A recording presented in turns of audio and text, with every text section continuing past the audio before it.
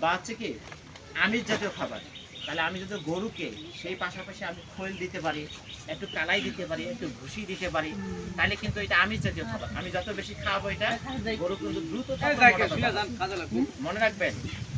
কালাই সবচেয়ে পৃথিবীর মধ্যে উৎকৃষ্ট খাবার। কালাই আমরা বলি না যে গরিবের আমিষ কি মসুর ডাল, আমি কি প্রতিদিন মসুর মাংস খাইতে পাবো? কিন্তু আমি চাইলে কিন্তু ডাল খাইতে পাবো না। যদি আমি প্রতিদিন ডাল খাইতে পারি, খেলে আমার মধ্যে প্রতিদিন আমিষ হচ্ছে না। কিন্তু প্রতিদিন যদি ভাত খাই এই কাজগুলো হবে না। তাহলে হচ্ছে আপনারা শর্করার পাশাপাশি যদি আপনি ডাল জাতীয় খাবার খাওয়ান, ভুসি খাওয়ান, খৈল খাওয়ান, তাহলে কিন্তু আপনার দেখবেন আপনার গরু দ্রুত মোটা তাজা হবে, দ্রুত হিটে আসবে, কোনো সমস্যা হবে আপনার। আর একটা জায়গা হচ্ছে যে এই যে অনেক জায়গা পড়ে আছে অনেকে, আপনারা ঘাস লাগাবেন। মনে রাখবেন পৃথিবীতে মানে ঘাসের বিকল্প গরুর জন্য কিছু নেই।